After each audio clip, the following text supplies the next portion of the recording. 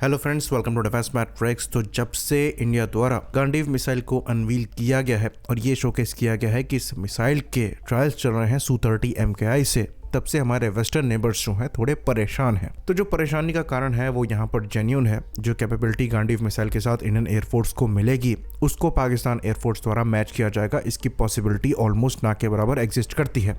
इसके पीछे रीज़न ये है कि वो जहाँ से भी वेपन ले सकते हैं उनके पास भी ऐसे वेपन्स नहीं है जो कि इस कैपेबिलिटी को मैच कर पाएँ। चाहे टर्की के पास भाग जाएँ, चाहे चाइना के पास भाग जाएँ, दोनों कंट्रीज़ इस कैपेबिलिटी की मिसाइल को फिलहाल पजेस नहीं करती हैं। और सबसे बड़ी बात यहाँ पर यह है कि अगर ये बाहर से कोई वेपन लेकर भी आते हैं तो ये कैपेबिलिटी पजेस नहीं करते कि अपनी पूरी फ्लीट में उस मिसाइल को इंटीग्रेट कर पाएँ।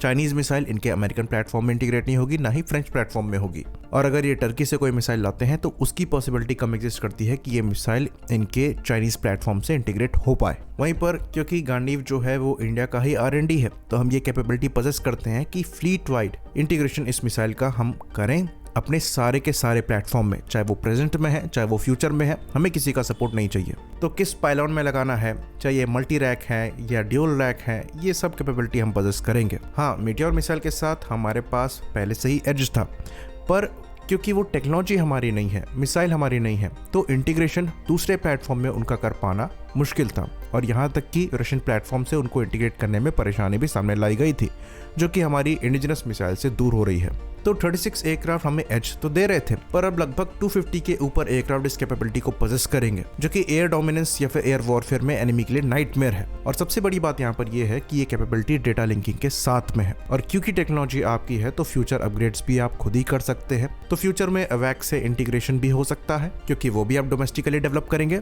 तो जो अनमैच्ड रेंज यहाँ पर मिल रही है उसका पूरी तरीके से फायदा उठाया जा सकता है। और स्टैंड ऑफ रेंजेस से ही जो एयर एसेट्स हैं एनिमी के, उनको डिफेंसिव या फिर डिस्ट्रॉय दोनों किया जा सकता है। इसके जवाब में पाकिस्तान एयरफोर्स फिलहाल PL-15 मिसाइल को पजेस करती है, जो कि JF-17 से कहा गया है कि इंटीग्रेटेड है, पर अभी देखा नहीं गया है।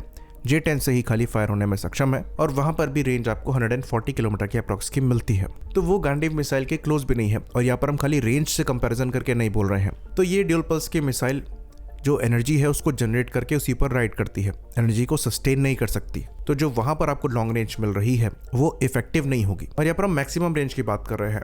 हाँ, ये बात जरूर है कि जो AMRAAM इनकी सर्विस में है उनसे ज़्यादा इफेक्टिव लॉन्गर रेंज में ये मिसाइल होगी, पर क्योंकि यहाँ पर ये मिसाइल एक पर्टिकुलर टाइप की है जिसकी वजह से ये अपनी जनरेटेड एनर्जी पर राइड करती है, तो जो नो एस्केप जोन है वो आपका सेम मैक्सिमम रेंज की SFDR मिसाइल से कम होगा। तो SFDR मिसाइल का फायदा ये है कि वो जब चाहे या फिर जब रिक्वायरमेंट है वो तब एनर्जी को सस्टेन कर सकती है, जनरेट कर सकती है।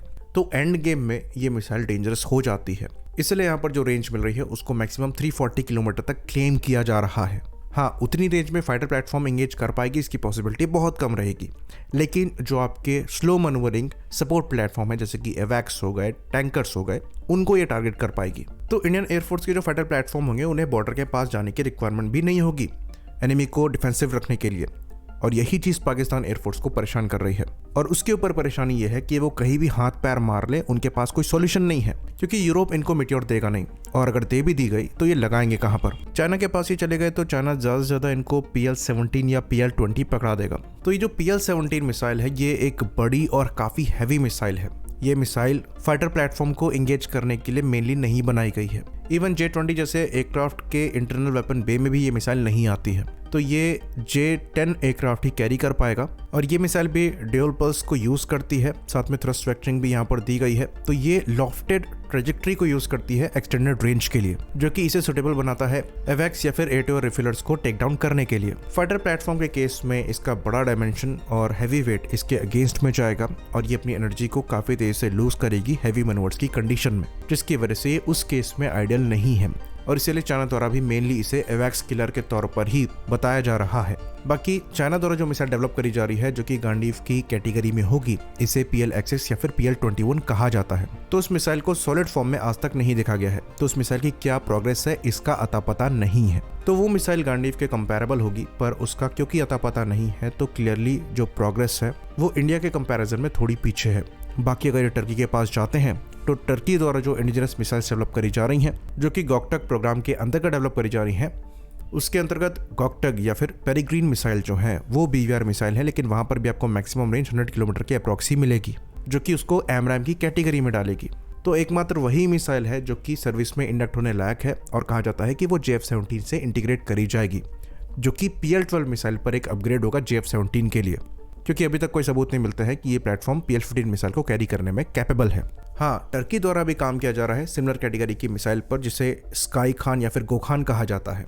तो उस मिसाइल को लेकर ये कहा जाता है कि इस मिसाइल के ऑलमोस्ट 100 के अप्रॉक्स टर्की ने टेस्ट किए हैं और जो रैमजेट इंजन है उसको भी फायर करके देखा जा चुका है, पर अभी तक इस मिसाइल को ना देखा गया है और प्रेजेंट में इनका क्या स्टेटस है इसके बारे में कोई जानकारी नहीं है। तो फ्यूचर में हो सकता है ये मिसाइल पाकिस्तान को मिल जाए और इनके JF-17 जैसे प्लेटफॉर्म में ये इंटीग्रेट भी हो जाए, पर अब ये फ्यूचर कितना दूर है इसकी कोई सर्टेनिटी नहीं है। तो क्लियरली जो गांडीव मिसाइल है उसके आ जाने के बाद इंडियन एयरफोर्स क्लियर डोमिनेंस की पोजीशन में होगी और पाकिस्तान एयरफोर्स के पास उस समय चाह कर भी कोई सॉल्यूशन नहीं होगा और इसलिए डर का माहौल है। जब बात 5th जनरेशन फाइटर प्लेटफॉर्म की हुई और ये चीज़ न्यूज़ में निकलकर सामने आई कि पाकिस्तान एयरफोर्स द्वारा J-35 जैसे फाइटर प्लेटफॉर्म को सर्विस में इंडक्ट किया जाएगा, तो उसके अगेंस्ट में अगर इंडिया की बात हुई तो हमारे पास ऑप्शंस अवेलेबल थे और इवन आज भी उसको लेकर चर्चा होती है। हमें जस्ट चूज़ करना है कि हम कौन सा प्लेटफॉर्म चाहते हैं और हमारे पास खाली एयरक्राफ्ट की चॉइस नहीं है, हम ये तक चूज़ कर सकते हैं कि हम अपने एयरक्राफ्ट को किस तरीके से कस्टमाइज़ करना चाहते हैं। इसके बारे में हमने कल ही बात करी। इवन दुनिया में next generation fighter platform development programmes चल रहे हैं जिसको लेकर भी इंडिया के पार्टिसिपेशन को ग्लैडली एक्सेप्ट किया जाएगा, पर हमारा फोकस लोकल R&D होना चाहिए। तो कुछ चीज़ें पैसे से नहीं हैसियत से होती है।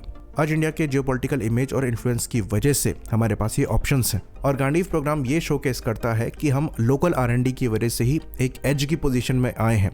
दूसरे पर जब हम डिपेंडेंट रहते हैं तो हम हमेशा कैचअप करते हैं और इसलिए लोकल R&D प्रायोरिटी होनी चाहिए। तो हम कैचअप करने के लिए 5th जनरेशन प्लेटफॉर्म कहीं से भी ले ले, लेकिन मेन फोकस हमारा AMCA इसलिए होना चाहिए क्योंकि अगर फ्यूचर में हम टेक्नोलॉजी लीड करना चाहते हैं तो वो हम अपने ही प्रोजेक्ट से कर सकते हैं। हम अपने लोकल प्रोडक्ट में अपने हिसाब से मॉडिफिकेशन कर सकते हैं, अपने हिसाब से इनमें अपडेट कर सकते हैं, अपग्रेड्स कर सकते हैं, जो कि हमारा वेस्टर्न पड़ोसी नहीं कर सकता क्योंकि उनके पास R&D इंफ्रास्ट्रक्चर अवेलेबल ही नहीं है। उन्हें दूसरे का मुंह देखना पड़ता है और ये टाइम टेकिंग प्रोसेस भी रहेगा और लड़ाई के समय जितना टाइम आप वेस्ट करेंगे वो आपके अगेंस्ट ही जाने वाला है। तो ये पूरे इंसिडेंट को देखकर ये समझा जा सकता है कि मिलिट्री पावर आप किसी दूसरे के दम पर नहीं बन सकते और ये जस्ट शुरुआत है इंडिया के डोमिनेंस की इस रीजन में, क्योंकि जो बैकग्राउंड में इंफ्रास्ट्रक्चर खड़ा हो रहा है और जो स्ट्रॉन्ग नींव बन रही है उसकी इमारत को आप ऐसे नहीं गिरा सकते, भाड़े के हथियार से तो बिल्कुल नहीं। तो गांडीव खाली एक शुरुआत है, इसके बाद फिर आपका प्रोजेक्ट कुशा है, फिर डायरेक्ट एनर्जी वेपन्स है, फिर नेटवर्क सेंट्रिक वॉरफेयर है, फिर AI इंटीग्रेशन है। तो ये एक ऑन गोइंग प्रोसेस है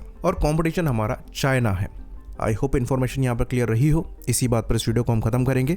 लाइक करिए, सब्सक्राइब करिए। जय हिंद।